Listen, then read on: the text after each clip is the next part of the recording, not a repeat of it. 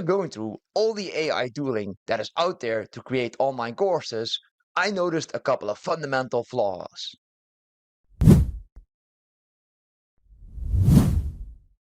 Although AI tooling is great for creating online courses, I do think there are a couple of fundamental flaws that exist within the tools we find today.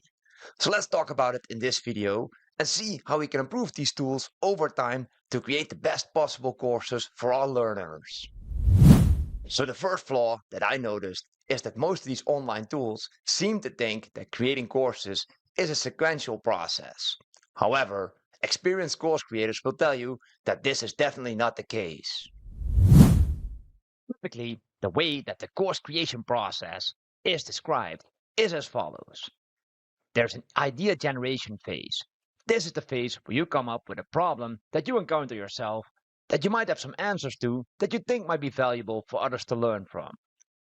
Based on that idea, you go ahead and verify the demand. For instance, you could go on Reddit or you could do a Google keyword search to see if there are other people that are interested in the thing that you might be able to teach. For example, if you found a niche programming topic that might be interested to the rest of your organization, you might verify demand and see if there's also online demand for that particular topic. In more detail, you could even create personas to see what types of people would typically like the course that you're trying to create. Creating personas can be useful, especially for marketing.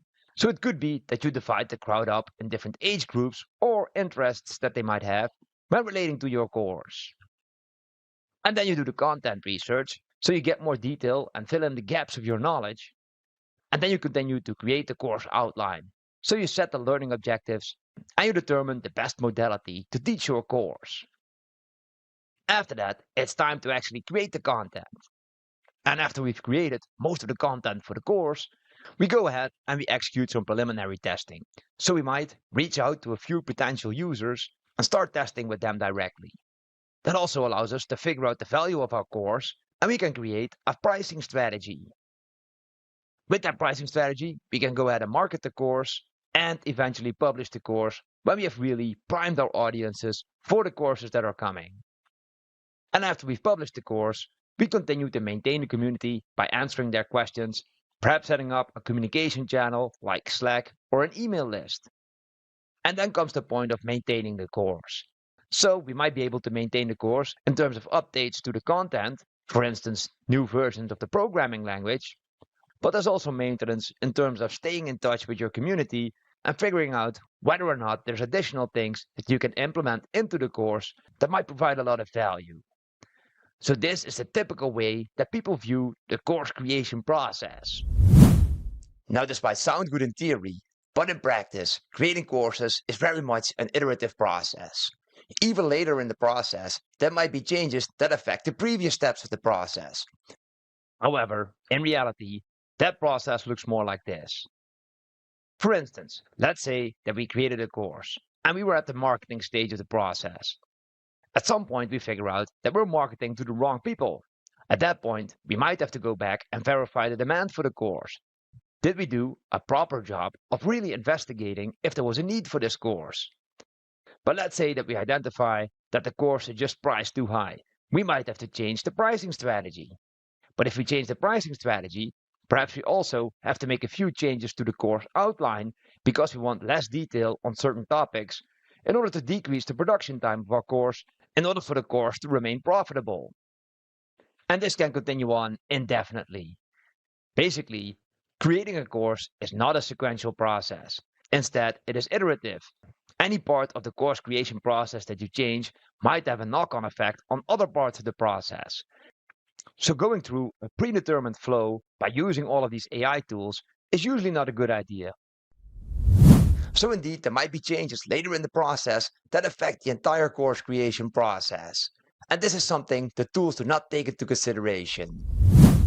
The second tendency that I see is that these vendors want to become the one-stop shop when it comes to online course creation.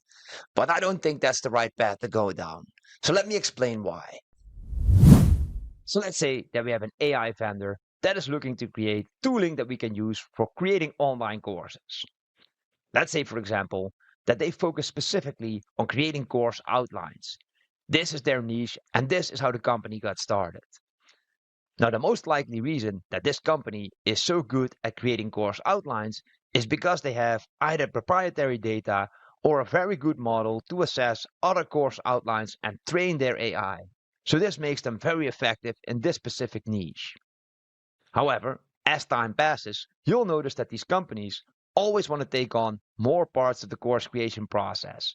So, for instance, after a few months of having success with the course outlines, they might switch their focus to creating content and helping people with the pricing strategy and perhaps the marketing of their courses.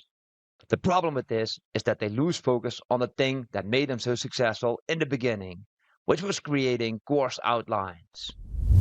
So instead of becoming the one-stop shop for course creation, I think these vendors should zoom in on specific parts of the course creation process and try to provide the best possible quality in that specific area.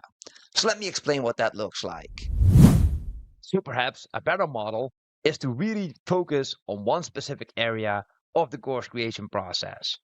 These companies can focus on one specific niche and then distribute that across all verticals. So if we have a company that focuses on creating explainer videos and has trained a lot of AI to do so, I highly recommend they keep their focus on doing that and improving over time. This will push the boundaries of what is possible technically, and it also allows for choices for the course creator.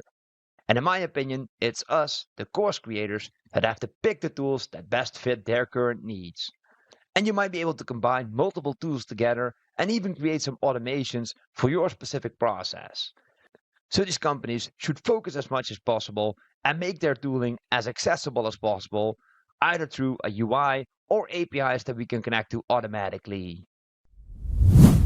So instead of looking at course creation as a sequential flow, I highly recommend looking at this as an iterative process.